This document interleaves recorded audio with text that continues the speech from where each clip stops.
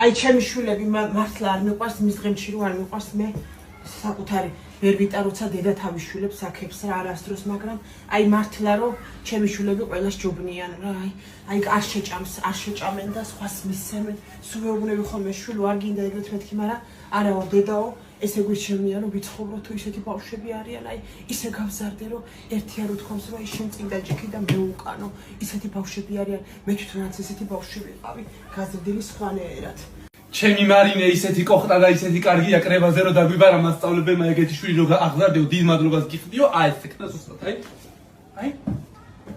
აი ეს ეკნა შენი შვილის გაზრდისთვისო დიდება უფალსო ეს თირამე მე არ მინახიაო ხო ეგ არ ვიცი ახლა შენას იძახი მაგრამ ჩემი უფროსი ხო ბადროს პორცნელი არის ვატარებ მაგ წრეებზე და თურმე 2500 კაცი და მარტო ამან გაიცნულა არც მithkoms არავისთვის დედაო მაგრამ არა იყო ის პირველი ადგილი მედალზე უარი თქვა მასწავლებლები ფეხზე იდგნენ შენი შვილიო შენი მარინეო ფიზკულტურის მასწავლებელი მეუბნება არც ერთხელ არ მოუთხოვია ტუალეტში გასვლაო დანარჩენი ბავშვები ხო ტუალეტში თხოვენ გასვლასო რას უჭერთ ეგეცო რა გენიკა აქვს და რა გენეტიკაო რა მოთმინების უნარიო მეორე ხო ისა მყავს 10 წლის სამყავს დედიკო რომელი დამსხვარი გინდაო არ მინდა მეთქი შვილო ისწავლე გაკვეთილები შევედი გამოვედი და 3 სართულიანი მარწყვის ტორტი არა აქვს ბავშვს გაკეთებული საიდან იცი მეთქი შვილო თურმე კულინარიულზე დადიოდა და სწავლობდა თავისით